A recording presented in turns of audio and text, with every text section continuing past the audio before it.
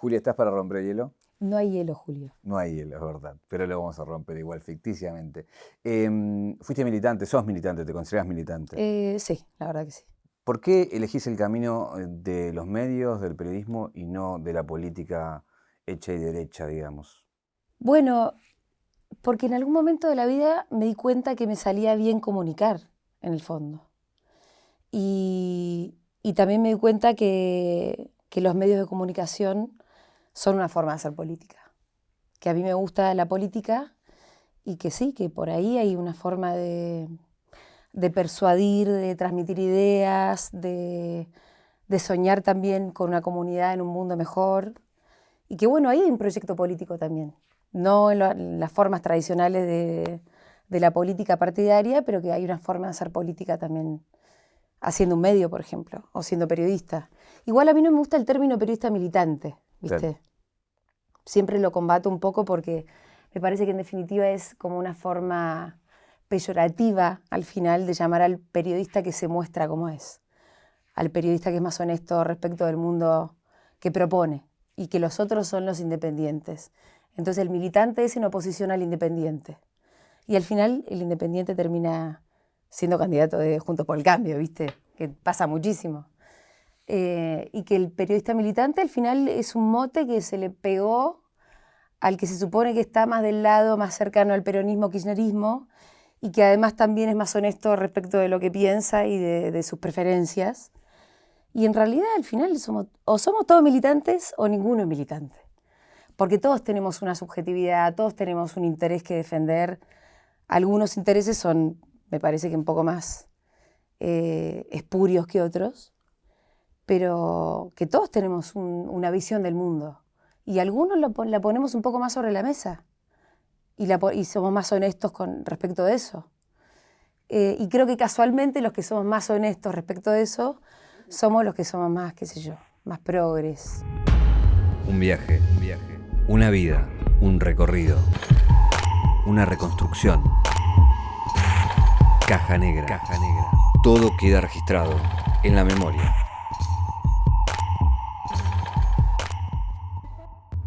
Recién hablabas de esto que te gustaba comunicar. La política también es como el arte de comunicar. Digo, hay muy buenos técnicos que no llegan a nada porque no saben cómo comunicar. Sí. Y hay muchos que no tienen por ahí un backup, pero son muy buenos con el poder de la palabra y se convierten en grandes candidatos. Pero bueno, quería saber y indagar un poquito más ahí. ¿En qué sentido no te atrajo para alguien que militó en agrupaciones no seguir ese camino, ¿no? Lo que pasa es que el camino como que también un poco lo vas construyendo. Yo no sé si nunca voy a estar en política partidaria. Pero bueno, yo empecé estudiando ciencia política, porque me gustaba mucho la política, evidentemente. Después me cambié a Derecho porque me gustaba mucho la política, porque me di cuenta que por ahí iba un poco la mano también. Y en un momento me di cuenta que también me gustaba, bueno, en concreto, yo estaba yendo a la facultad, estaba por cursar una materia que es Derechos Reales, y estaba muy embolada. Y dije, yo, ¿por qué me metí en esto? Como que ya no me acuerdo por qué estudio Derecho, qué estoy haciendo acá. Igual ya militaba, un poco de sentido tenía, pero no terminaba de comprender del todo lo que estaba haciendo ahí. Y en vez de ir a cursar, me fui a comprar una revista y me fui al Parque Táiz a leer. Y me compré la TXT, te la acordarás. Adolfo Castelo, el Sí, director. exacto. Y en la TXT había unos artículos sobre las leyes Bloomberg. Y ahí me di cuenta que yo estaba leyendo algo que yo podría escribir, no en ese momento, pero que en algún momento podría escribir, y que también había un artículo ahí que transmitía ideas, y que yo lo podía hacer eso. Y ahí es donde pensé que eso, que la comunicación es política al final. Y bueno, después se empezó a dar un debate mucho más sobre la mesa sobre ese tema. Cuando se empezó a discutir el qué te pasa Clarín o la ley de medios, me parece que lo que hizo el kirchnerismo fue decir, che, los medios de comunicación están jugando algo, y son actores políticos y también tienen sus intereses políticos y comerciales y también plantean y construyen un mundo. Y ahí fue que dije, bueno, vamos por acá. Y me acuerdo que llamé a mi mamá y llamé a una amiga, porque fue un momento. Y una amiga me dijo, ¿cómo no se nos había ocurrido antes? Me dijo una de mis mejores amigas, claro, vos tenés que ser periodista. Y fue muy tierno porque es una amiga que me conoce desde los 10 años, que me dijo, ¿cómo no se nos ocurrió de antes? Y ahí fue que encontré un poco el camino. Era por ahí, sí, tenía que ver con la política y con la comunicación, que lo bueno es de ser periodista y no pertenecer a una organización, es que también puedes ser independiente, de verdad. Podés tener tus ideas y tu proyecto de mundo o lo que a vos te parece que está bien, pero podés no casarte del todo con nadie y de alguna manera estar diciendo, che, esto me gusta, esto no me gusta, vamos por acá, no vamos por acá, esto me entusiasma. Cuando de verdad sos independiente, de verdad, que yo me considero tal cosa,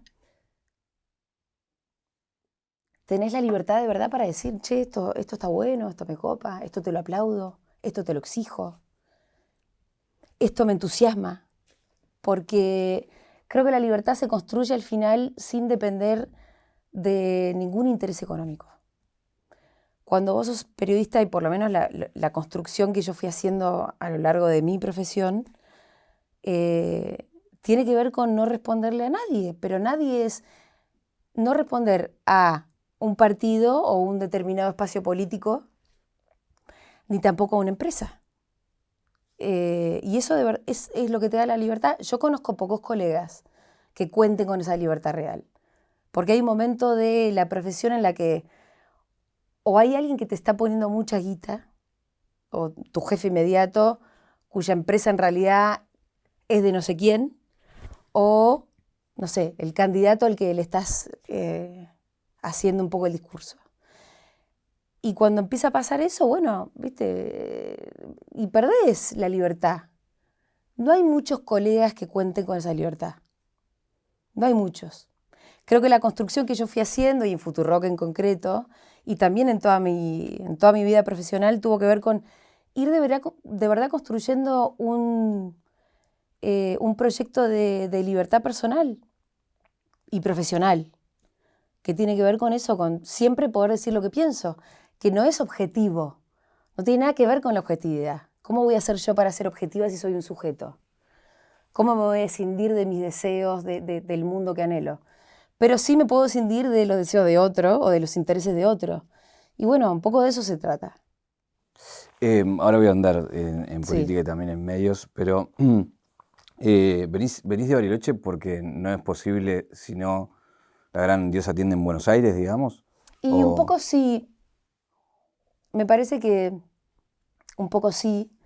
Al mismo tiempo creo que la gente que se queda en su lugar de origen y ahí construye cosas, está buenísimo, y que debería haber muchos más medios locales y que estén buenos, con gente con ganas de comunicar a su localidad. Pero bueno, en mi caso un poco, viste, había también un mandato familiar de que uno termina el colegio y hay que irse a Bariloche y en todo caso ir a estudiar lo que sea y después volver a ejercer la profesión, pero que hay un momento donde hay que irse. Pero bueno, tiene que ver con un mandato familiar, no le pasa a toda la gente que nació en Bariloche o en algún lugar recóndito de la República. Pero en mi casa sí, o sea, todos mis hermanos, que somos 4, cuando terminaron el colegio se vinieron a estudiar a Buenos Aires y después hicieron su vida en otros lugares del mundo y yo me quedé en Buenos Aires y acá hice todo lo que hice. Pero bien podría ser una comunicadora barilochense, que los hay un montón y que está buenísimo, y que estaría buenísimo también que la comunicación se federalizara un poco y que hay gente que tiene medios de comunicación en sus lugares de origen y que están buenísimos. ¿Dónde están tus hermanos y qué hacen? Tengo una hermana grande en Miami, un hermano grande en Ushuaia, otra hermana en Georgia y mi vieja está en Bariloche todavía. Ahora es una familia de eso, de emigrar, porque tu padre Sí. italiano, tu madre chilena. Sí, chilena, sí. Sí, todo así moviéndose por el mundo. ¿Cómo Sí. se conocen? ¿Ellos? Sí. Uy, es una historia genial. Mi viejo, que ya vivía en Bariloche porque se vino de chiquito de Italia, pero después en un momento como en su juventud se fue a vivir a Bariloche, vivía ahí y mi mamá, que estaba de mochilera, se fue a hacer como un viaje con una amiga a Bariloche y tenía 22, y se cruzaron en la calle y el otro la piropeó y se gustaron y estuvieron 3 días como muy pegaditos y a ella le tocaba volverse a Santiago de Chile y mi viejo la llevó en el auto. En el medio mi papá le pidió casamiento, esto es un delirio. ¿A los de 3 días? A los 3 días de conocerse, en un momento salieron a la noche, él paró en una joyería, se bajó, compró 2 alianzas, se subió al auto y dijo, casate conmigo, y la loca le dijo sí. Y al otro día se tenía que volver a su casa en Santiago de Chile, y el otro, que ya estaban comprometidos, agarró el auto y se fue y la llevó hasta allá. Y después hubo una relación ahí de como 9 meses de cartearse, y todas esas cartas existen y son increíbles. Se vieron en el medio, poner que 3 veces más, y la 4ª vez que se encontraron fue para casarse. Fue en la iglesia. ¿Recordás algo de esas cartas? Sí, son espectaculares las cartas. En la radio yo tengo, está en Spotify esto, hubo un 14 de febrero que leí algunas. No, pero esos amores que ya no existen, ¿viste? Ahora hay una cosa muy centennial de que nunca te vas a enamorar. No, esto es todo lo contrario. Es como, no sé quién sos, pero sé que estoy enamorada de vos. No sé nada de vos, pero entrego mi vida, bueno, eso que es de película, de qué sé yo. Eso es lo que te iba a decir, que es un amor muy de película para alguien como vos, que viene de esa relación, que todo el tiempo está replanteando, ¿no?, las formas del amor, de alguna manera. Sí, pero vos imaginate que aparte ahora uno dice, mamá, ¿cómo te subiste al auto de un loco que te tocó la bocina? Que te piropeó. Es que el chabón estaba arriba del auto y le hizo Pepe, te va a la vieja usanza y ella mira, y terminaron, ¿pero cómo vas a hacer eso? Ahora no lo haces. Claro. Y sin embargo ahí estaba el amor de su vida. De las cartas hay una que es muy especial porque hay una que es carta a mi futuro hijo. Y esa carta nos la leyeron cuando ellos cumplieron 25 años de casados. Hicimos, no sé, una fiestita linda y entonces la sacó mi mamá y dijo, bueno, les voy a leer esta carta que escribió papá cuando estábamos de novios. Y es una carta a mi futuro hijo medio genérico. En ese entonces no había lenguaje inclusivo. Es decir, las 3 hermanas también estábamos incluidas.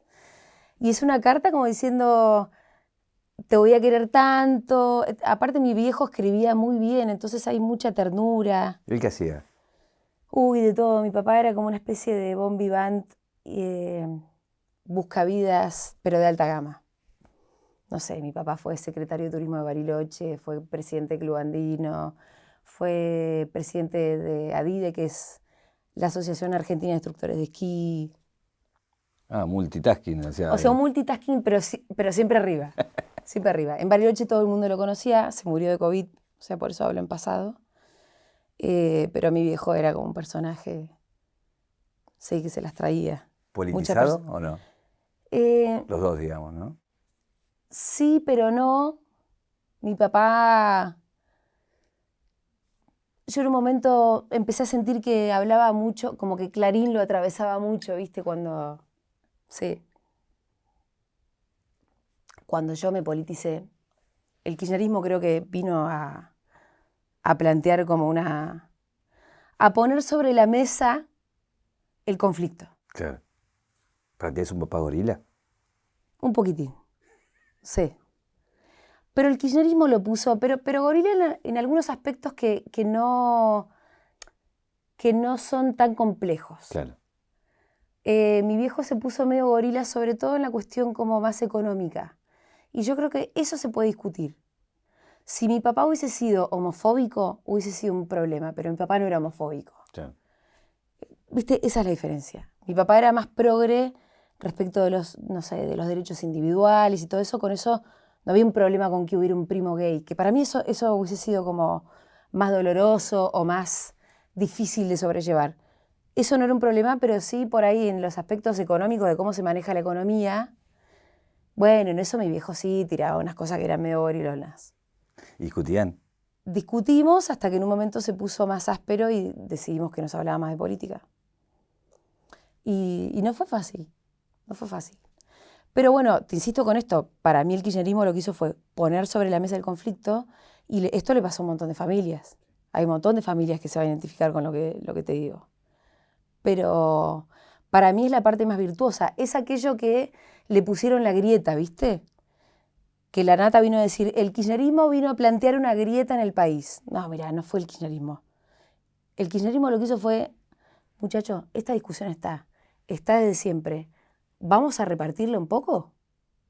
Y bueno, ese planteo fue conflictivo para el país, para mí en los mejores términos, porque volvió a decir, che, ¿vamos a discutir cómo se reparte? Es lo mismo que hizo el peronismo también en su momento. Venía a decir, che, ¿discutimos cómo se reparte o no? ¿O ustedes siempre se la van a quedar y nosotros la miramos de afuera? Yo creo que eso fue lo interesante, pero que al mismo tiempo sí, claro que generó conflictos. Porque si vos a los privilegiados les disputas un poquitito el privilegio, no les va a gustar nada. Y bueno, y aparte también los privilegiados son los que tienen los medios de comunicación, y ahí yo creo que entra gente como mi viejo y mucha otra, que uno dice, che, pero ¿por qué estás de este lado? ¿Por qué estás del lado de los que exportan soja? Si vos no exportás soja, ¿viste? ¿Por qué? Y bueno, ahí yo creo que, obvio que los medios de comunicación tienen su rol importantísimo en el planteo de un cierto sentido común que termina permeando las conciencias de la mayoría o de una buena parte de la sociedad, que después defiende intereses que no son los propios. Es lo que Gramsci llamó la hegemonía. Y que, bueno, quienes pensamos como yo tratamos de disputar todo el tiempo. Recién mencionabas cómo murió tu papá, que fue de COVID. ¿Pudiste despedirlo o fue en el momento más intenso o fue ya cuando estaba un poco más relajado todo?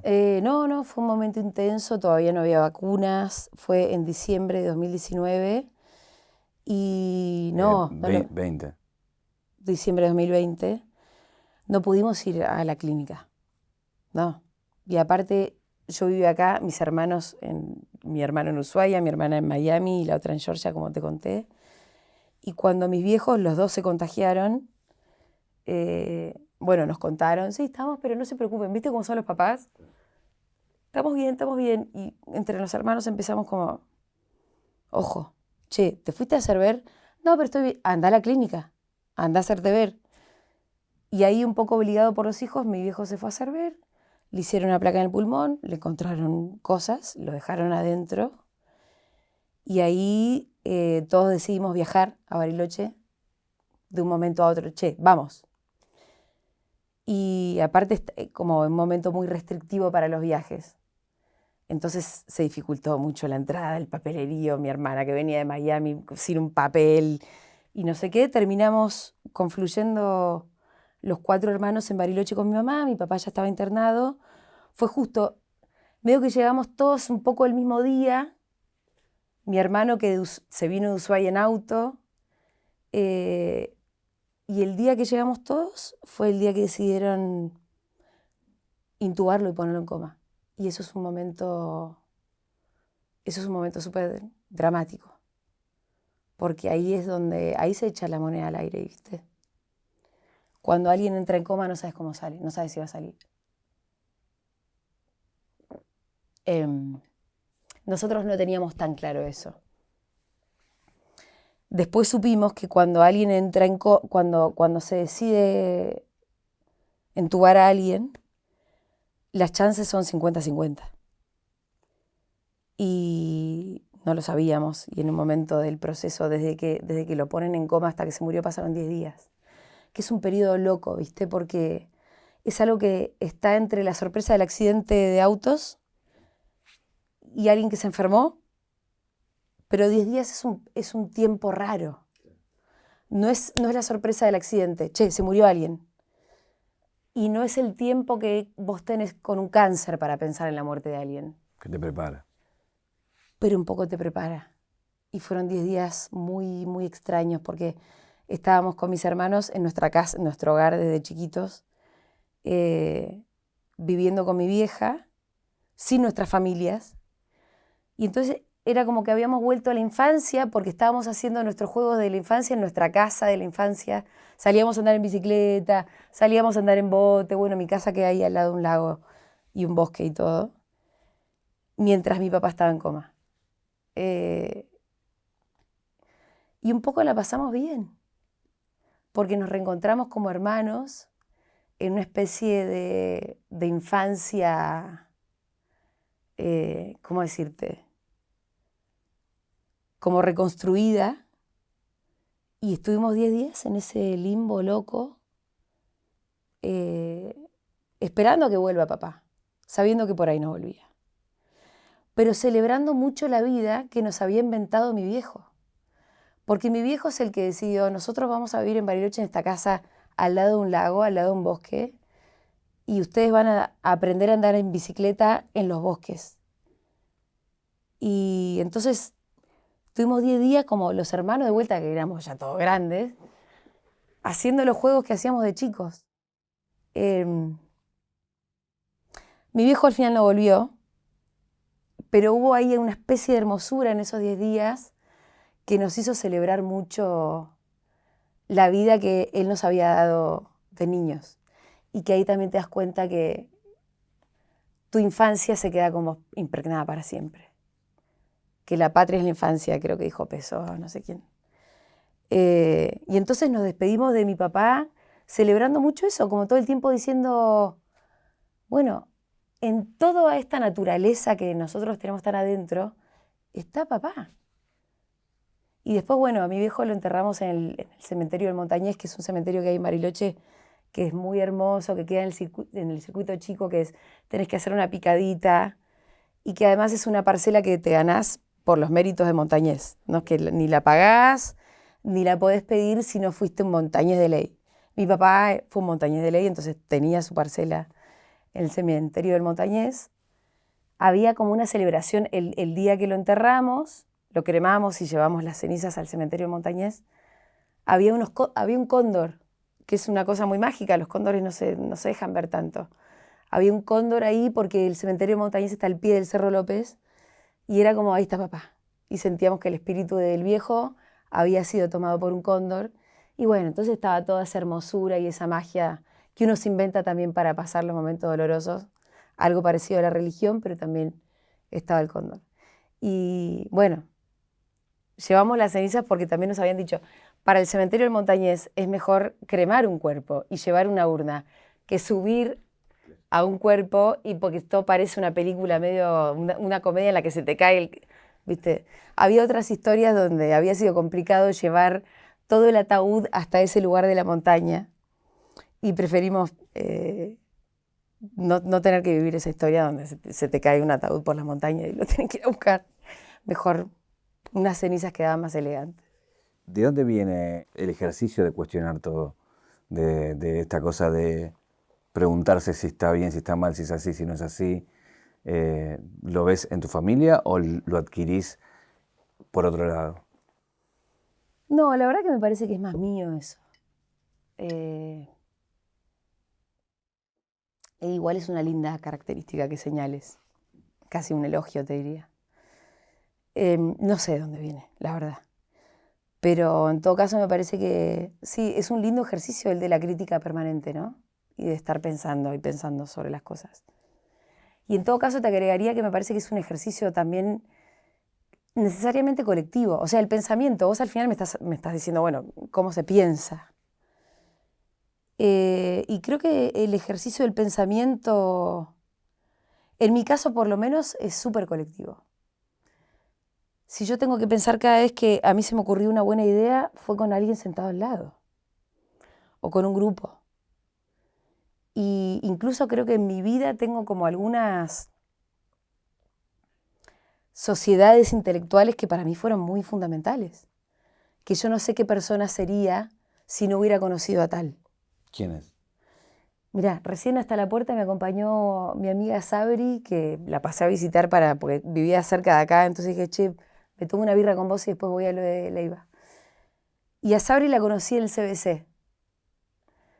Y yo cuando llegué de Bariloche y fui ahí a la sede de Facultad de Medicina del CBC, estaba esta chica, era de las que intervenían. Y todo el tiempo intervenía. Y a mí, siempre que yo la veía, decía, qué inteligente que es. Cómo siempre tiene algo para decir y cómo se anima a hacerlo. Porque yo empecé a intervenir en la facu como en las clases recién en tercer año, ponele. Y ella ya en el CBC intervenía y a mí me daba entre una especie de envidia y admiración, esta piba. Un día me senté al lado y la profe dijo, hagan grupos. Y de ahí mis amigas, esa amiga hasta el día de hoy, te estoy hablando de algo que pasó hace 20 años. Y yo creo que mi amistad con Sabri fue una de las cosas que a mí posiblemente me haya mejorado. Mi amistad con Gaby Borrelli, ¿vos la conocés? Sin duda que me sube la vara Gaby. Yo me siento con Gaby y nos pedimos una birra y podemos estar hasta las 6 de la mañana, que piqui, y todo el tiempo es como una especie de desafío intelectual y estar pensando en las cosas y pensar en el presente y haciéndonos preguntas y contestarlas o no contestarlas, pero... y me pasa con un montón de gente. Me pasa con un montón de gente. Y también me pasa, obviamente, y sobre todo con el grupo con el que hacemos la radio. Me pasa con Male Pichot hace muchos años también. Que a mí me interesa lo que tiene Male para decir de las cosas siempre. Por ahí no me siento horas a hablar con Male, pero pasa algo y yo le escribo un mensaje. Che, ¿qué te pareció la canción de Shakira? Una mierda. Listo, ya está. Estoy bien. Y porque nos tiramos 2, 3 mensajes y nos damos algunas claves y me interesa. Son un faro entre ambas. Somos un poco un faro entre ambas, sí, es mutuo. Yo sé que sí. Y un poco espalda con espalda, porque ponele con Male Pichot tenemos algunas cosas en común que yo creo que no tengo en común con mucha otra gente en este planeta. Viste, como un día despertarte y ser tendencia, que tu apellido sea tendencia en Twitter y no sabes por qué. Y a mí me pasa con Male. Qué sé yo. Hay mucha otra gente que es tendencia, ¿no? Cada tanto en Twitter. Claro. Pero por los mismos motivos me pasa con Male. Nacimos con 2 meses de diferencia, ¿viste? Tenemos muchas cosas en común. Comenzás a trabajar en los medios y alguien me recordaba por ahí, me dice, ella fue la primera que en el mainstream se atrevió a decir ciertas palabras que nos hablaban cuando hacías tele, por ejemplo, ¿no? Sí. O hablar de feminismo. ¿Cómo era ese inicio? Hoy quizás todos se cuidan un poco más o se observa, fruto de todo el trabajo de estos años, pero en ese momento, ¿cómo era para vos hablar en un lugar donde nadie hablaba de eso? Mira, era interesante porque era muy novedoso. Y al mismo tiempo tengo que confesar que yo sentía tanta seguridad con lo que estaba planteando que era casi arrogante, ¿viste? De mi parte, ser feminista hace 10 años en la tele. Pero era interesante porque era algo que nadie estaba diciendo tanto. Entonces yo sentía que venía con una agenda un poco novedosa en la tele. Claro que yo no inventé el feminismo, no tan arrogante, un poco arrogante. Por eso decía el mainstream. Sí, es verdad que en la tele era un poco novedoso.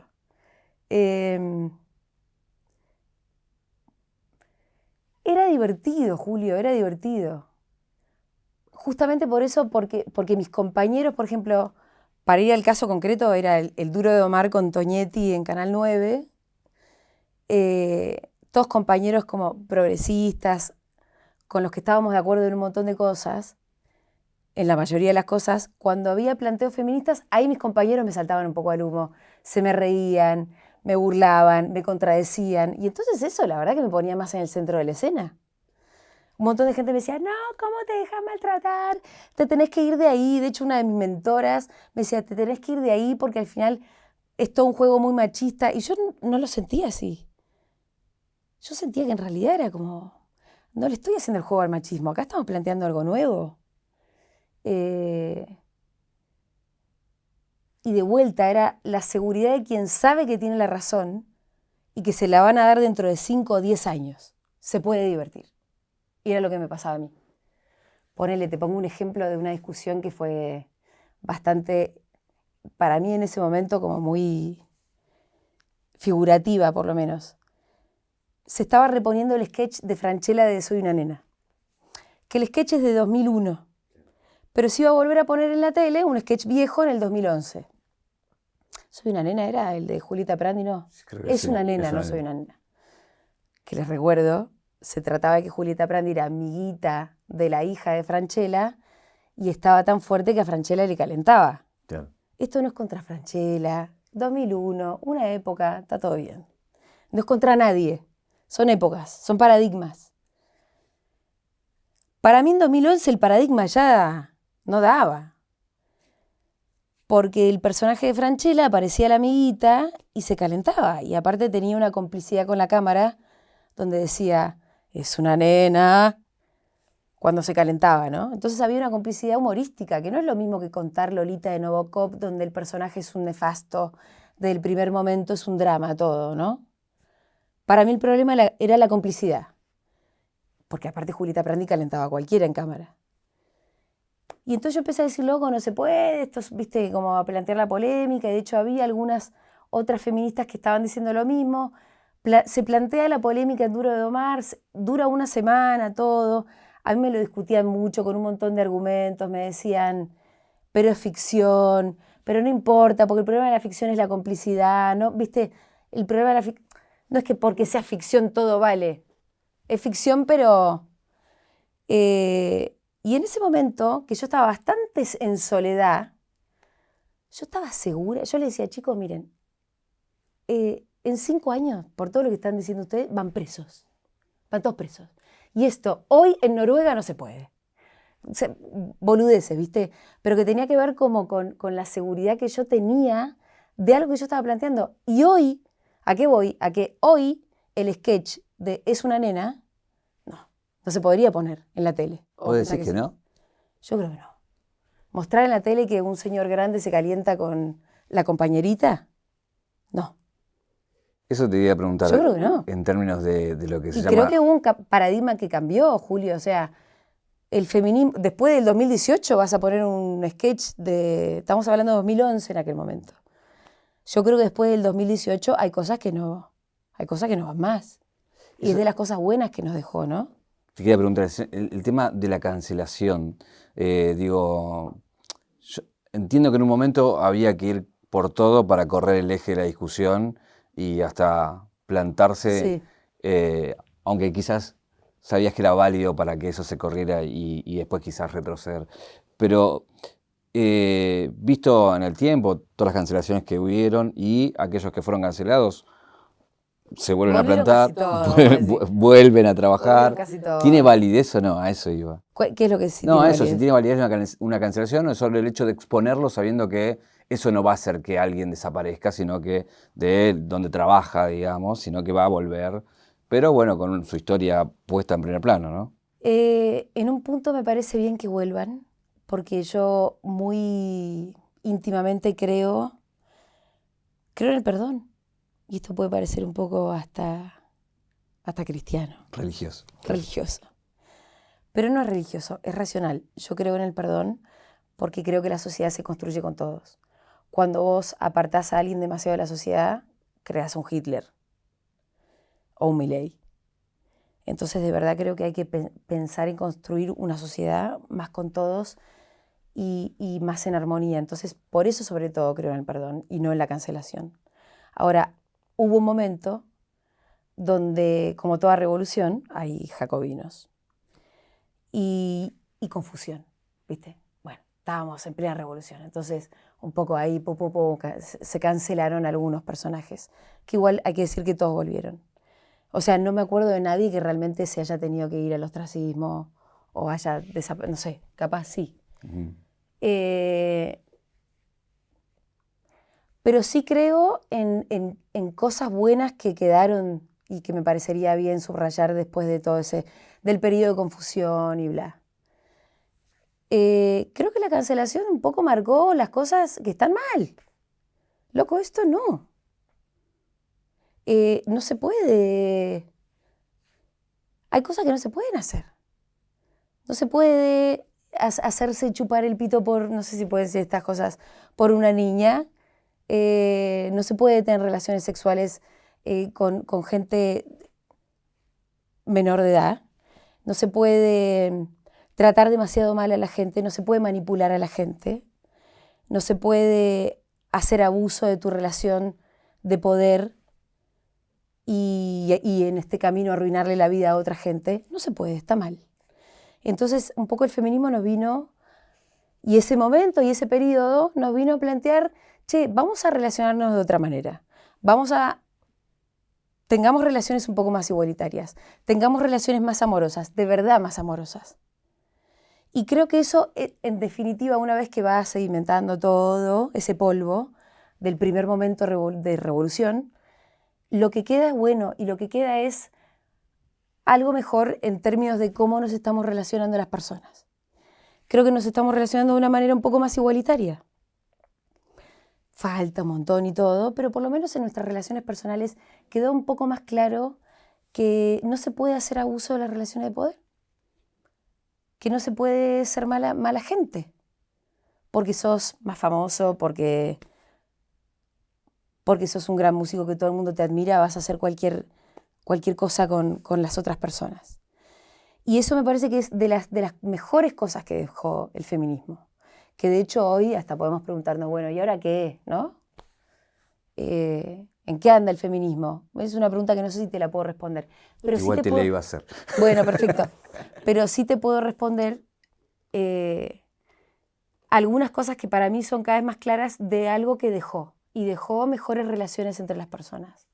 Ahí, corregime si no es así, pero en ese proceso de exponer ciertas cosas, al principio estabas, o gente que estaba con vos en el medio y demás, estaba a favor o del scratch o de la cancelación, y después vos misma empezaste a decir, no todo es cancelación, no todos son cancelables, no todo es igual, como también empezaste a plantear ciertas diferencias. Mira, la verdad es que yo desde siempre fui muy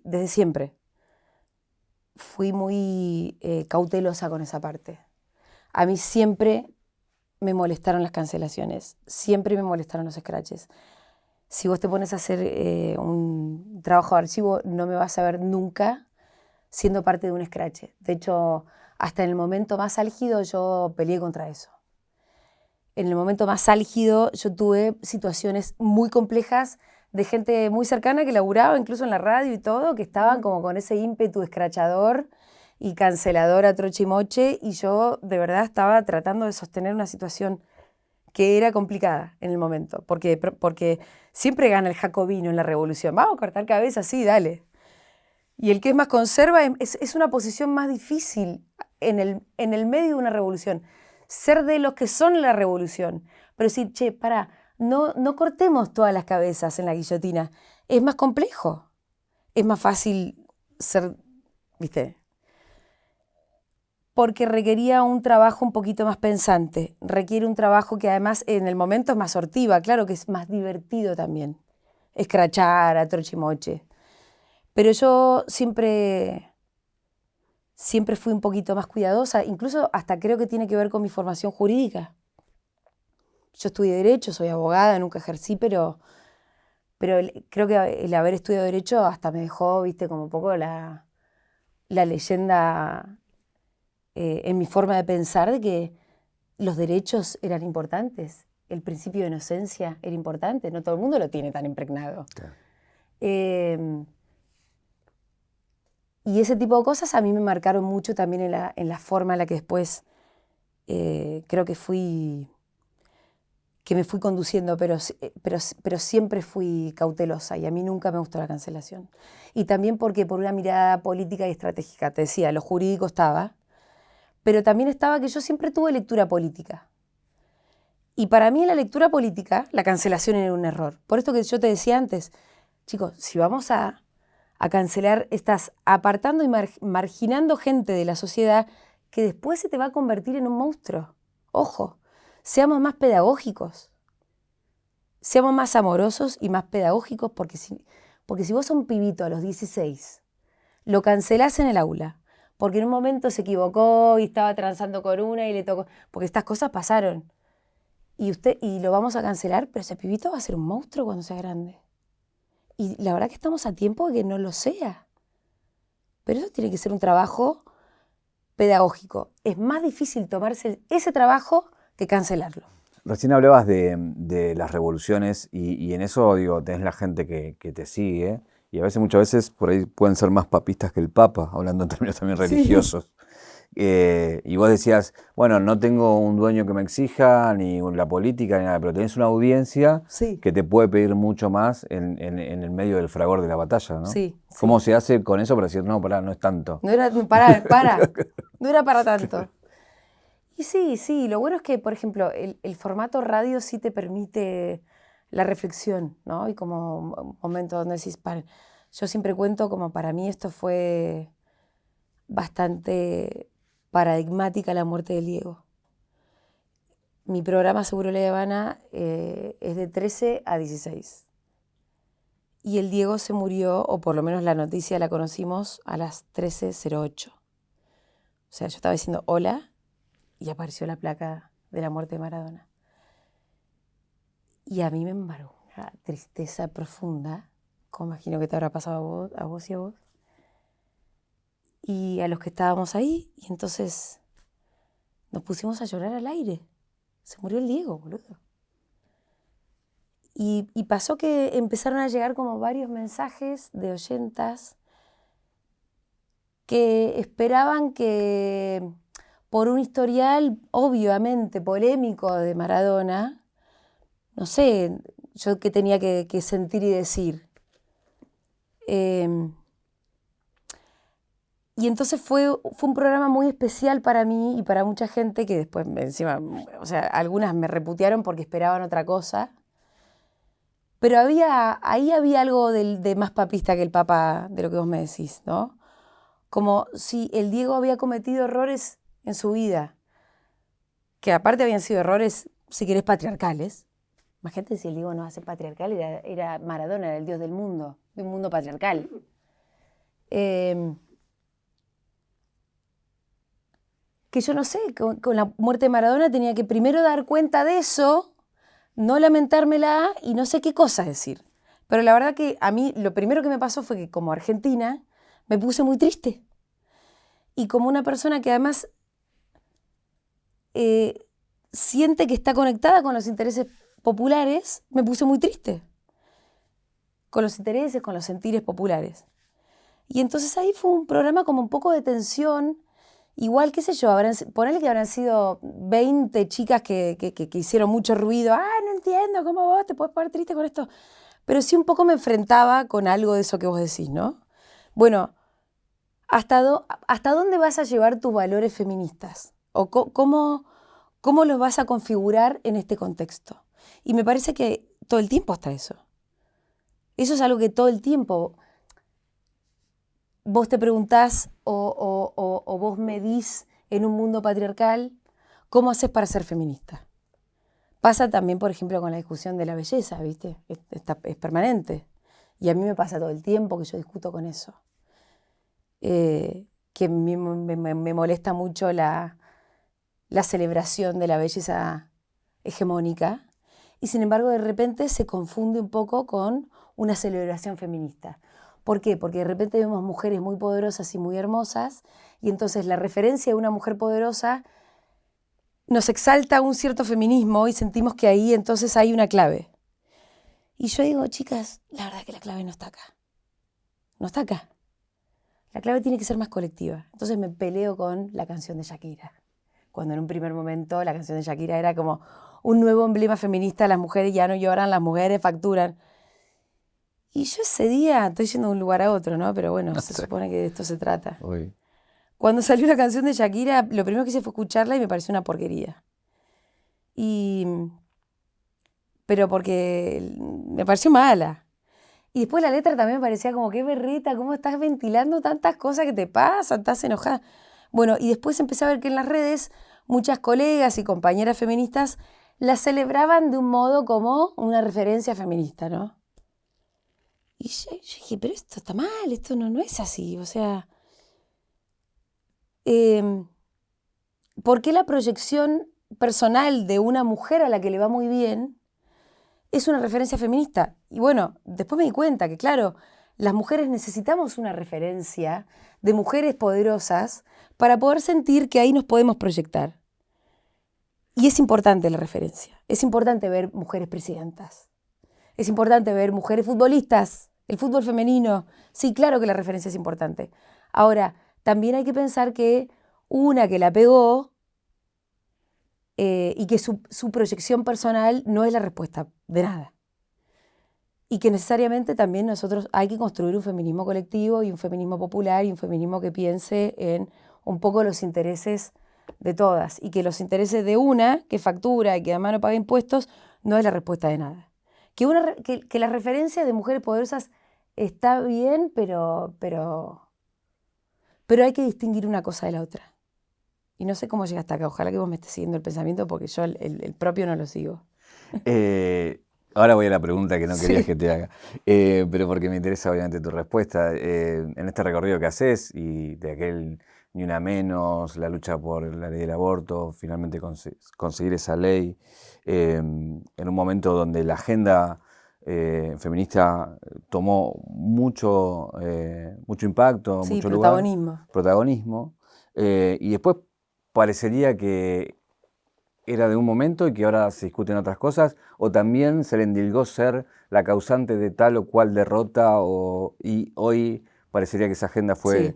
perdiendo peso. No sé si es un diagnóstico errado o pensás lo mismo. No, me parece que es muy injusto pensar que las propuestas feministas son las causantes de ese backlash de derecha al que vos aludís, entiendo yo.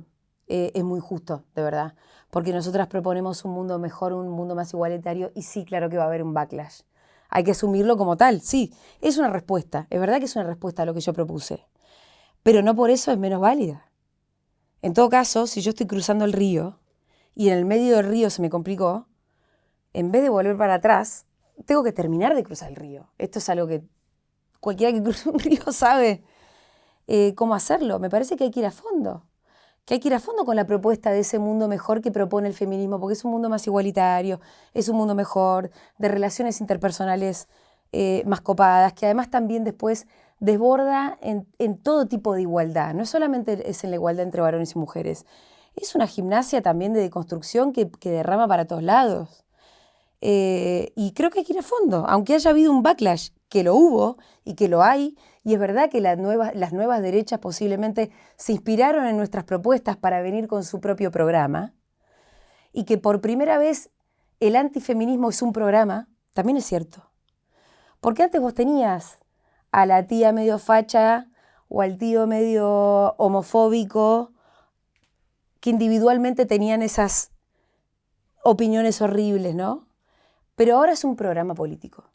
Eso es verdad. Es verdad que se organizó. Y es posible que se haya organizado detrás de unas fuerzas políticas, no solamente en Argentina, en otros lados, haya tenido que ver con una respuesta a un feminismo que también se organizó. Es verdad. Pero bueno, en todo caso, no por eso yo voy a arrugar. Vos a mi programa me contestaste con un programa, bueno, perfecto. Nos estamos organizando. Bueno, tendré que ganar la discusión. Tendré que ganar en votos, tendré que ganar en propuestas, tendré que ganar en la persuasión a la mayoría de la gente, pero voy a ir a fondo. No puedo arrugar porque alguien me contestó. Porque si uno está seguro de lo que propone, va a fondo. ¿Tenés miedo o temor frente a muchos logros, entre ellos la ley del aborto, que se puede ir para atrás en alguno con otra propuesta que gane? Sí, me parece que está en riesgo. Sí, totalmente. Sí. Y hay que entender además que estamos en un momento, estamos en campaña, y va a haber elecciones este año, donde las propuestas que están sobre la mesa, tal vez a quienes estén mirando ninguna de las propuestas, qué sé yo, los convenza del todo. Pero a mí me parece que de un lado hay una propuesta muy peligrosa para la convivencia, de verdad muy confrontativa. O sea, aquellos candidatos que dicen, vamos a terminar con el kirchnerismo o vamos a terminar con no sé qué cosa, y ahora va a venir el orden, y piquetes nunca más, y protesta nunca más, y ajuste. Y bueno, hay que cuidarse de eso, hay que cuidar nuestro paisito de esas propuestas. Digo nuestro paisito porque somos un país vulnerable, porque somos un país absolutamente hermoso, pero somos un país vulnerable en el sentido en cuál es el lugar que ocupamos en el mundo. Somos un país periférico. No somos una potencia a la que, bueno, si gana la derecha, ¿viste? Todo el mundo sigue comiendo. No, si gana la derecha acá no todo el mundo sigue comiendo. Si acá gana la derecha, puede ser realmente una catástrofe. Entonces, por eso digo, cuidemos la fragilidad de nuestro país. Insisto con esto, la propuesta que hay de un lado, que le vamos a poner nombre porque ya tenemos las boletas sobre la mesa, Bullrich, Milei, Larreta, es una propuesta de ajuste con represión. Lo vienen diciendo, yo no estoy inventando esto. Están diciendo, bueno, acá se terminó la joda de los planes sociales, acá lo que hay que hacer es ajustar las cuentas y el que se queja, ¡pum!, bala. Lo dicen. Está Spert en la lista de Larreta, que se supone que es el más moderado, y está Spert, que viene prometiendo cárcel o bala para todo el mundo hace mucho tiempo. Y Bullrich, ni hablar, o sea, basta con ver los spots, yo no estoy inventando nada. Y entonces me parece que la gente debería pensar en ir a votar en defensa propia, ¿viste? Por lo menos eso. Está bien, ¿no estás entusiasmado? Es verdad que es un momento difícil para entusiasmarse, que la política argentina no está en un momento espectacular, que el peronismo no está en un momento espectacular. Hace 3 años y medio que se vienen peleando, que este gobierno la verdad que dejó mucho que desear. También con un montón de problemas que tuvo, pandemia, la deuda con el FMI, sequía, bastante rodeado, y aún así yo creo que tendría que haber sido un gobierno mejor. Se pelearon mucho, internas, y aún así yo creo que hay que votar, si no hay mística, en defensa propia. ¿No sentís la mística? Movete igual. Es en defensa propia. Porque creo que de verdad la amenaza de las propuestas que vienen de la derecha es muy heavy. Y insisto con esto, de pronto una derecha que gana en un país que tiene algunas cuestiones ya resueltas, bueno, qué sé yo, en Italia ganó Meloni, bueno, no pasa nada. De verdad no pasa nada. Pero nuestras derechas, además de ser muy autoritarias y represivas, y que vienen a prometer ajuste y represión, también siempre las derechas suelen rifar los intereses nacionales. Y después eso vos no lo recuperás en 2 o 3 años, no lo recuperás en la próxima elección. ¿Qué quiero decir con esto? Bueno, ya vimos cómo Macri endeudó al país y dejó una deuda que es un agujero fenomenal, imposible, muy difícil de solucionar. Pero otros gobiernos de derecha de pronto te venden YPF. Y entregan los intereses nacionales, porque yo hablo de derecha, izquierda, viste que hablamos de la derecha, izquierda, pero la verdad que en nuestros países también lo que ordena un poco no es solamente derecha, izquierda, es sobre todo los que defienden los intereses nacionales y los que rifan los intereses nacionales. Y por lo general son las derechas los que rifan los intereses nacionales. Esto hay que mirar la historia del país nomás para verlo. ¿Por qué hay que tener mística para ganar? Es que no sé si hay mística igual, ¿eh? Ah, no, bueno, por eso lo pregunto. Yo lo que decía recién era justamente, si no hay mística, por lo menos votá en defensa propia, pero anda a votar. Vota en defensa propia, porque si si no hay mística, no te copa el candidato, no te copa ninguno, por lo menos vota en defensa propia, porque se puede ir toda la mierda y después reconstruirlo es muy difícil. Alguno en su casa te puede correr por la izquierda y decir, bueno, pero lo que está para votar también puede ser considerado derecha. Si ponemos ese término derecha-izquierda. ¿Quién? ¿Qué? Algunos indican como a Massa como un candidato también de derecha. A mí no me gusta nada la definición de lo menos malo, me parece que es como muy tremenda, ¿no? Ir a votar lo menos malo es muy tremendo, pero en todo caso creo que en el menú de lo que hay hoy hay que votar en defensa propia. Y que en todo caso está dentro de Unión por la Patria, anda a votar a Grabois, después lo votas a Massa, o al que gane esa interna. Yo la verdad no creo que la gane Grabois, pero bueno, estos son solamente vaticinios.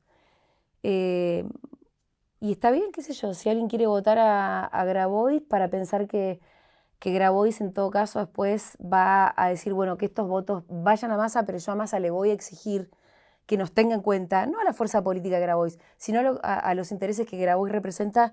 Y bueno, entonces Massa tendrá que hacerse cargo de eso. Yo creo que Massa sabe de dónde vienen los votos que le van a llegar a él. Por más que si vos mirás el recorrido de Massa, es verdad que ves algo un poco sinuoso, un poco opaco. Hay quienes te dicen, bueno, la embajada, no sé qué, un montón de cosas, es verdad.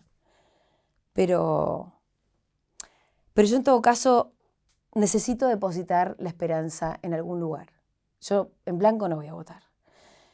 Necesito depositar la esperanza en algún lugar y en todo caso creo que está ahí, en el espacio de Unión por la Patria, qué sé yo. Pero porque también lo otro que veo del otro lado es pura amenaza. Amenaza de rifar los intereses nacionales, de comérselos todos los derechos individuales que vinimos ganando hasta ahora y que que al final el peronismo, viste, mal que mal, bueno, con distintos momentos históricos, ¿no? Pero siempre fue el espacio que propició para la conquista de derechos. A veces tomó la demanda, a veces inventó la demanda, a veces simplemente planteó el escenario para que la demanda fuera conquistada. Pero los avances fueron en periodos peronistas. Y es por eso que de última, viste, yo estoy con reparos, con más o menos distancia, con más o menos entusiasmo, y voy a estar más por ahí que por otro lado. Me parece que en Argentina además estamos mejor ahí.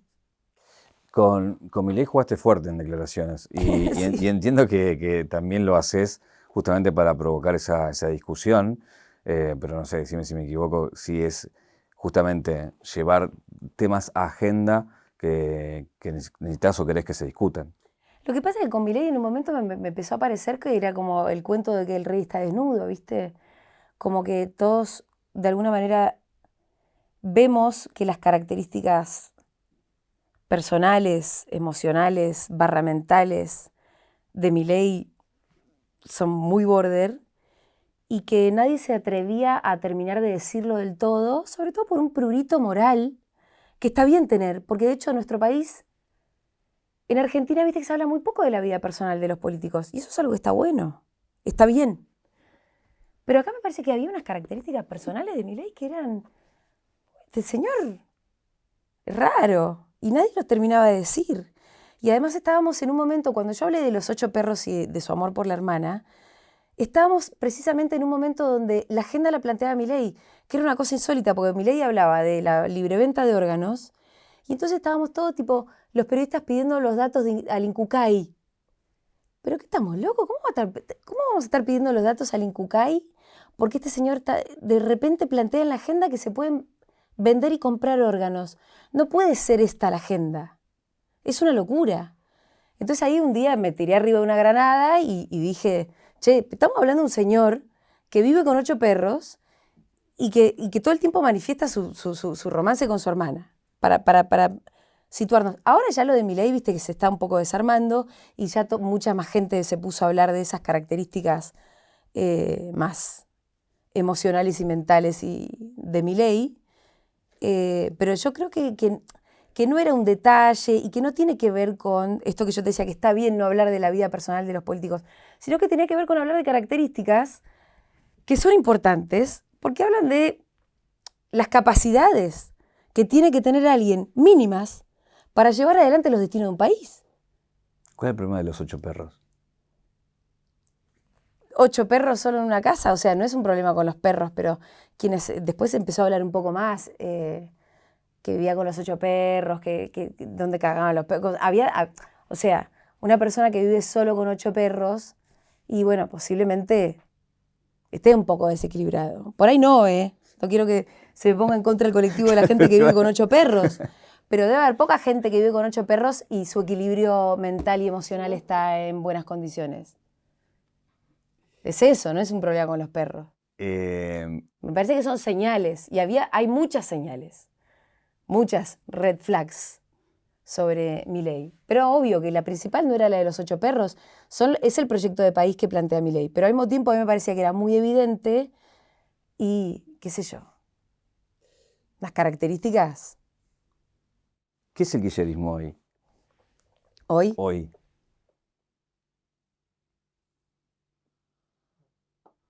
Me parece que es sobre todo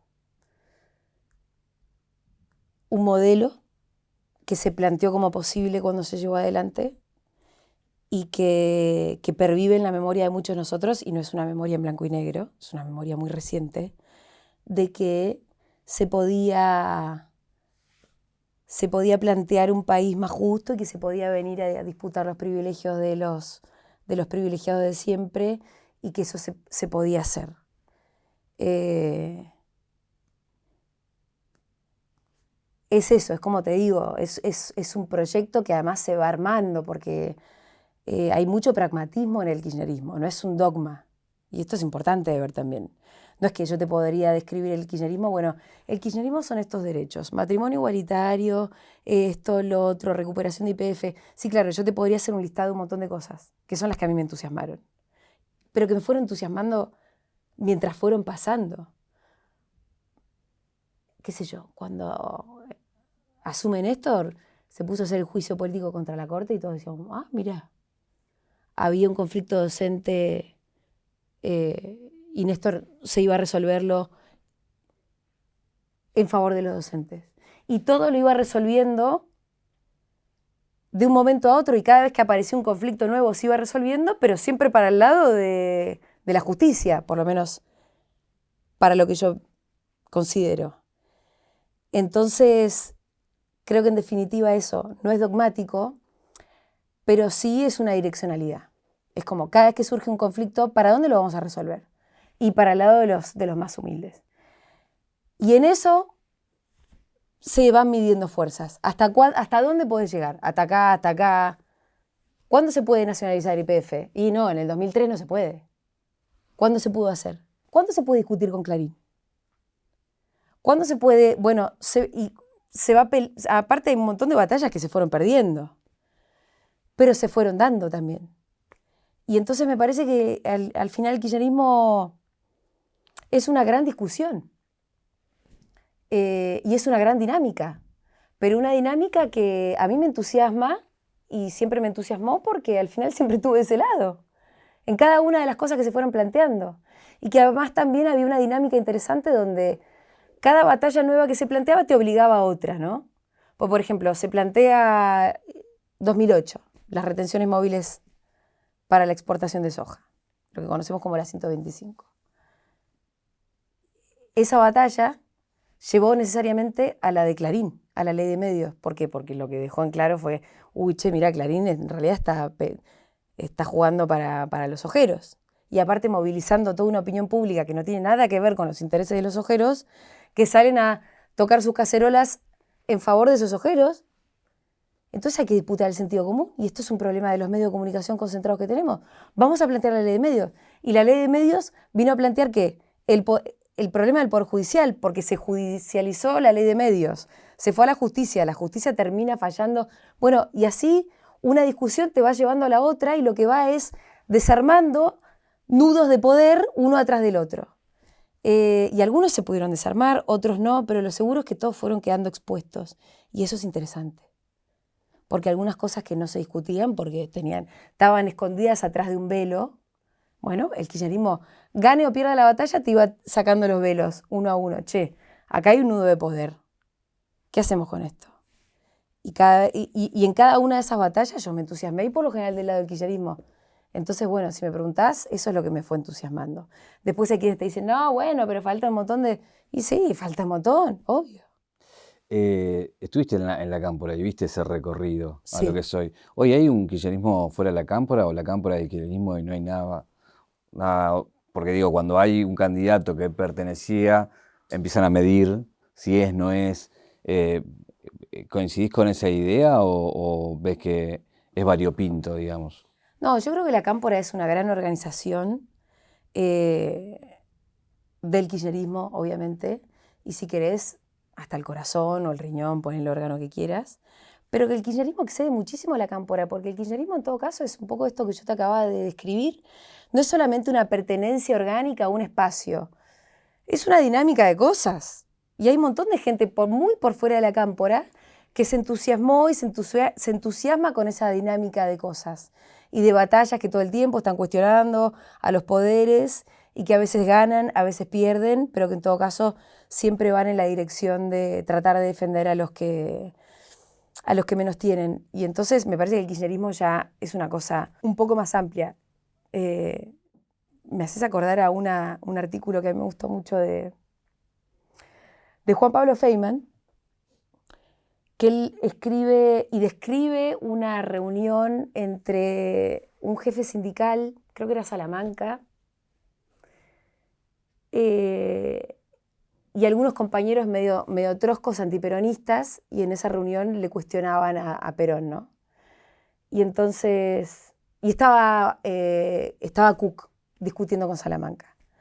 Y entonces cuando los compañeros troscos, incluido Salamanca, le cuestionaban a Perón, en un momento Cook se defiende diciendo, Perón no importa un carajo, lo que importa es el pueblo peronista. Y entonces me parece que se trata un poco de eso, es como la cámpora no importa, lo que importa es el kirchnerismo y todo lo que eso representa. ¿Por qué lloraste cuando la viste? ¿A Cristina? ¿Me viste llorar? ¡Ah, qué vergüenza! Vi un video que la saludaste. Porque me emocionó, qué sé yo, ¿viste? Ahí, No, pero sí hubo algo puntual, por eso no sé el hubo nada trasfondo. puntual, no, me emociona en general haberme encontrado como también frente a frente a una figura que considero histórica, ¿viste? Histórica. Y verla también en esa situación, como yo la verdad que ese día la vi un poco vulnerable. Todavía estaba la idea de que ella pudiera ser candidata y ahí volvió a ratificar que no lo iba a hacer. Y también vi a una persona, ¿viste? Porque hay mucha gente a la que le cuesta ver que en Cristina hay una persona. Y hay una persona que es mamá, que es abuela. Y en esa entrevista, en concreto, que fue a hacer ahí a Duro de Mar con Dugan, yo creo que mostró particularmente su costado maternal y de abuela. Y eso me conmovió mucho, porque pensé como la presión enorme que tiene un personaje como Cristina en la historia y entender que al mismo tiempo hay una persona ahí atrás que tiene que estar a la altura de las circunstancias y de lo que la historia le pide que sea y que también es una persona que se va a dormir a la noche y que acaricia a su nieta y que por ahí llora y que extraña a su marido. También vi que te lo cruzaste a Massa en una nota. Sí. Ahí, pero no hay video. ¿Pudiste hablar con él? No, pero tuve un diálogo muy bueno con Massa. Que no se puede contar. Sí, te lo puedo contar. Lo fui a saludar y como es él que es muy encantador, me saluda como con un abrazo. Me dice, vengo, Belini. Y después de eso lo miro y le dije, ganá, rompela como Néstor y no nos cagues. Y me dijo, no los voy a cagar. No nos cagues porque los votos te los vamos a dar nosotros. Lo tengo muy claro, me contestó. Y ese fue el diálogo que tuve con Massa. Hasta ahora me hablaste de tu deseo y esta nota quizás la vea gente el año que viene, cuando ya estén los resultados puestos. Sí. Entonces es muy riesgoso lo que te voy a pedir, pero más allá de tu deseo, ¿qué pensás que puede pasar? Y con respecto a eso, te jugás y decís, puede pasar esto y esto va a ser un país así, o puede pasar lo que no creo que pase esto y puede ser otro país. Puede pasar todo. La verdad que estamos en una situación de medio que creo que hay una moneda en el aire. Creo que hay muchas posibilidades de que gane Bullrich y yo no sé qué país vamos a tener ahí. Creo que sobre todo vamos a tener un país muy contrario a lo que ella misma promete. Ella promete orden, ¿viste? Y creo que en realidad detrás del orden que ella promete hay un gran desorden. La persona que dice no voy a dialogar es una persona que está prometiendo desorden. La política es dialogar. La persona que promete ajuste más represión está prometiendo desorden. Desorden. ¿Cómo pensás que puede ser compatible ajustar y después reprimir? Y que eso salga bien. No, eso no va a salir bien. Va a ser exactamente un país muy desordenado. Entonces, ojalá que no sea ese país el que estén viendo dentro de un año, las personas que vean este video dentro de un año. Porque creo que lo que están planteando es un discurso de enfrentamiento. Con un disfraz de orden es puro enfrentamiento. Y no, la verdad que no queremos eso. Pero puede que pase otra cosa y puede que gane, creo que tiene alguna chance Massa. Y en ese caso, ojalá que por lo menos eso, un poco de orden. Viste que parece un poco una consigna muy conservadora la del orden, pero al final no lo es. ¿Quién no quiere una vida ordenadita? Saber cuánto te van a salir las cosas cuando vayas a comprarlas. Eso es orden. Pero no a los palos. Más o menos, ¿viste? Ordenar los números de la economía, que no haya tanta inflación. Saber cuándo le vamos a pagar al FMI, saber cuánto, qué sé yo, un poco de de convivencia también. Porque al final hay algo que tiene a favor Massa, ¿viste? Yo no me quiero poner muy masista tampoco porque es como poner una carta ahí, pero hay algo que tiene a favor, la verdad, el loco, que es un espíritu de mucho de diálogo. Que eso también es lo que lo hace medio sinuoso, porque uno dice, bueno, vos te sentaste a hablar con todos al final. Pero creo que al final la política es sentarse a hablar con todos. Es eso. Es eso, porque la política es la tramitación del conflicto, porque el conflicto siempre va a estar, porque la sociedad implica tensiones. Una sociedad siempre va a tener tensiones, va a haber intereses encontrados. Y la verdad es que vos necesitas a alguien que más o menos pueda administrar las tensiones. Eso es la política. Después vos tenés al que administra en favor más de uno o al que administra en favor más del otro. Vamos a ver para dónde cae Massa. Vamos a ver para dónde administra el conflicto. Pero en todo caso me parece que es un gran administrador de conflictos. Y que no viene a prometer palo, cárcel o bala. Entonces, bueno, ahí yo espero que sea un administrador del conflicto que siempre existirá y ojalá que en la administración caiga para el lado de los que menos tienen. Un poco te invité a una lectura de época casi. Quiero llevarte atrás para hablar que una de las cosas que tuvo Futurock es leer bien su tiempo y dar algo donde no había, o representar a un sector o a diferentes colectivos en un medio. ¿Crees que ahí estuvo el valor de lo que hizo Futurock en su momento y de lo que sigue sosteniendo, o lo ves en otro lugar? No, creo que eso que vos decís como del el valor de la representación es bastante clave. Yo hace poco que lo pienso así. Pero hace un tiempo acá me doy cuenta que sí, que al final se trató de representar. Se trató de representar. Y sobre todo, además, en un momento donde la política estuvo complicada con eso, de representar. Me enorgullece por un lado y al mismo tiempo creo que sí, tiene que ver con un déficit de época, porque ojalá que fuera la política la que mejor nos representa, en definitiva. Pero sí, ahí hubo un medio de comunicación que representó, no sé si un sector, no sé si una generación, no sé bien a qué colectivos, no sé qué cosa, pero sí, en todo caso,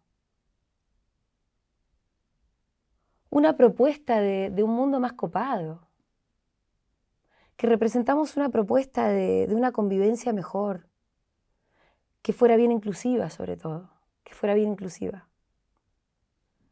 Y que cuando vos propones un mundo inclusivo, en un mundo que por lo general se adueñan algunos pocos, y lo que haces es venir a joder un poco a esos pocos, y a disputarles los privilegios, el sentido. Y que eso fue lo que vinimos a hacer desde Futurock, como un medio de comunicación que vino a proponer la disputa del sentido.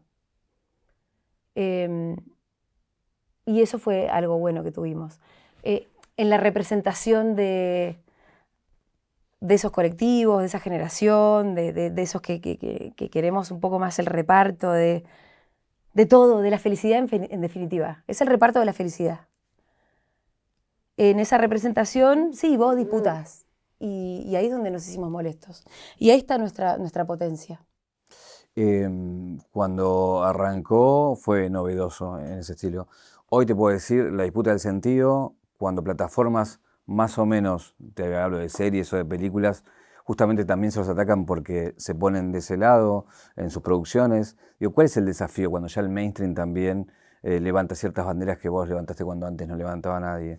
Yo no sé si el mainstream hace eso. Ojalá lo haga en algún momento, yo me voy a quedar más tranquila. Pero yo ayer veía a los Martín Fierro y decía, no, viste, el mainstream está muy lejos todavía de levantar cualquier bandera más o menos No hablaba el de representativa. acá, hablaba el de... Bueno, no, sí, es verdad que en el mundo, ponele, sí, vos tenés más representaciones. Y si te vas a Hollywood, es verdad que tenés como un planteo un poco más progre de las cosas, pero al mismo tiempo lo hacen desde Estados Unidos.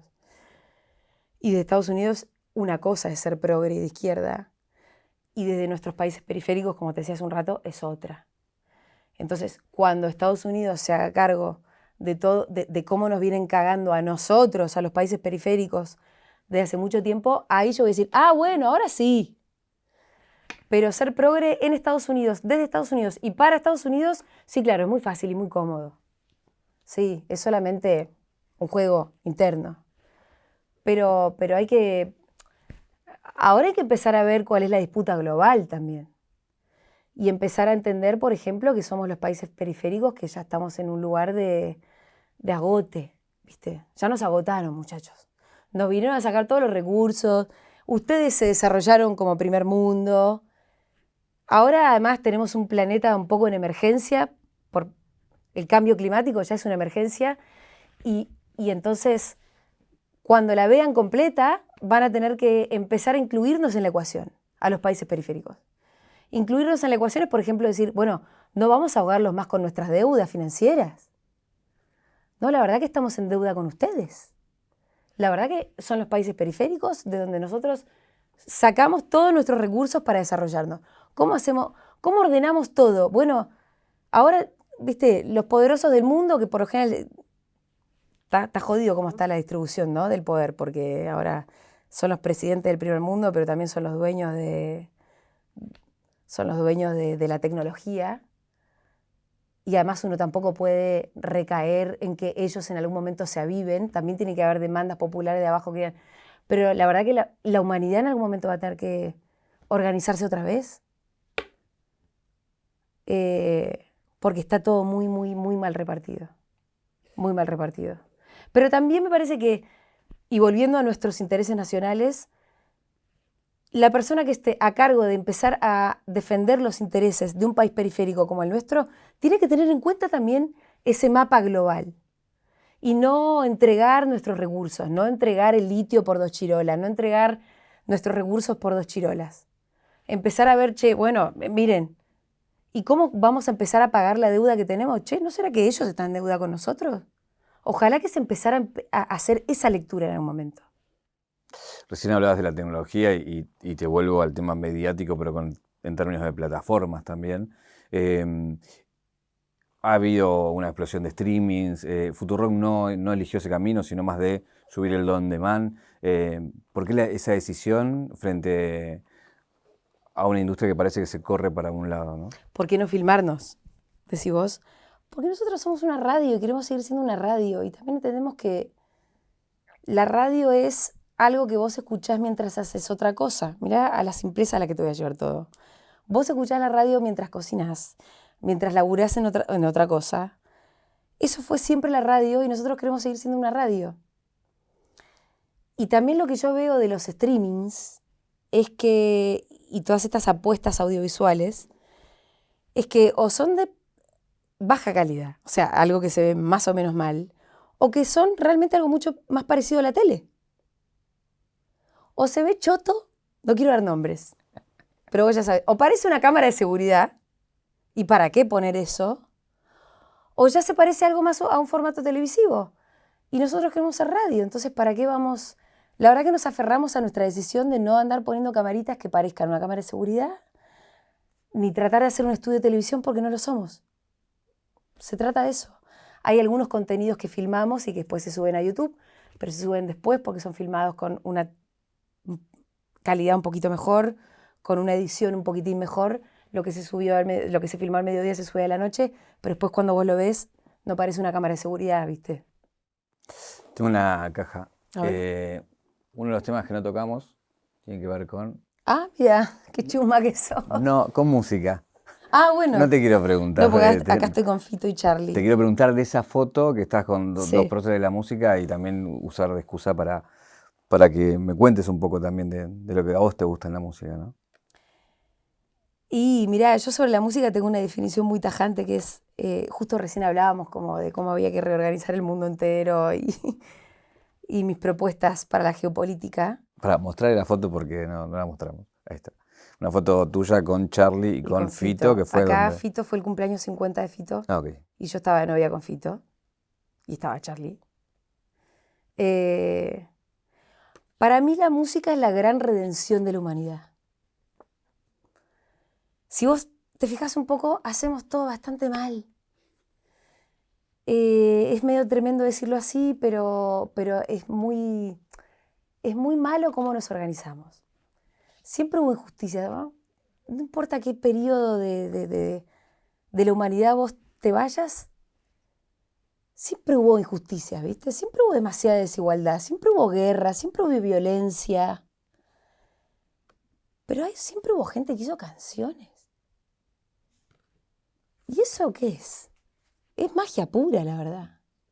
Para mí la redención. O sea, creo que si vinieran marcianos o extraterrestres y se pusieran a ver desde afuera, dirían, che, estos se hicieron todo mal. ¿Cómo puede ser que estén agotando su propio planeta, haciéndolo mierda, sin parar y reflexionar? Se matan entre ellos. Hay unos que tienen muchísimo, hay unos que no pueden ni comer. ¿Cómo puede ser esto? Pero mirá, hacen canciones. Estamos perdonados.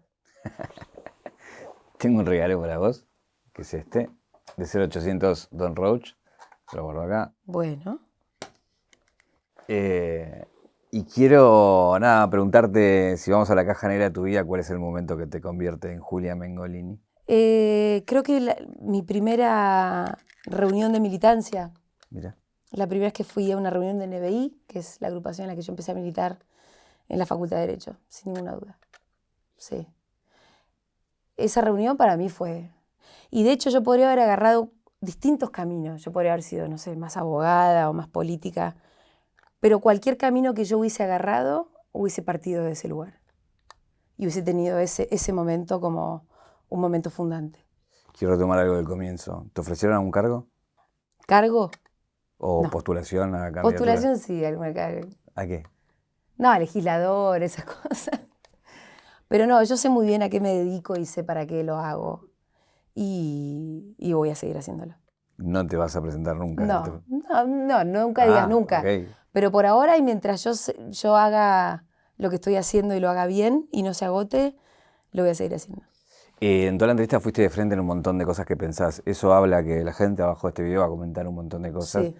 Y un poco lo decías, de que estás acostumbrada a que te levantes y seas tendencia. ¿Alguna vez te rompió eso? ¿Te quebraste por eso? Sería mentirosa de mi parte decirte que nunca me dolió, porque sí, obvio que duele y obvio que atraviesa, pero no, quebrarme no. No. De hecho, creo que esos ataques de odio, por lo general me los pongo casi como una cucarda, porque por lo general provienen, casi te diría, de mis mejores virtudes. Que no son muchas, pero son algunas. Y el odio siempre, por lo general, está relacionado con alguna cosa que yo al día de hoy voy a defender. O sea, nunca me arrepentí de nada de lo que dije. Y casi todas las ideas que alguna vez me hicieron tendencia, yo las puedo sostener ahora. Y las puedo sostener con absoluta convicción. Fede, tu compañero de vida y de Futurock también, dijiste alguna vez que tiene una frase que era que te salía a hacer enojar a los malos, ¿no? Sí. Sí. ¿Qué o quién te hace enojar a vos? ¿Quién me hace enojar? Uy, un montón de gente. No, pero enojar no, el que la injusticia y es que alguien, si hay algo puntual, alguna vez alguien puntualmente te hizo enojar mucho. O puede ser en la familia también, ¿no? Un amigo, no sé. No quiero tirar nombre, Julio, porque la verdad que nadie se merece. No hay nadie que se merezca tanto como para que yo te diga un nombre propio, la verdad. O sea, se me viene gente a la cabeza, pero no le voy a dar el gusto. No le voy a dar el gusto. Te agradezco un montón que hayas venido. La última pregunta es, sí. ¿Qué te preguntarías? ¿Estás bien? Un montón de gente que contestar eso, ¿no? Salimos de esa, pero hay que preguntarse si uno está bien. ¿Estás bien? ¿Estás durmiendo bien? No estoy durmiendo bien. Gracias, Juli.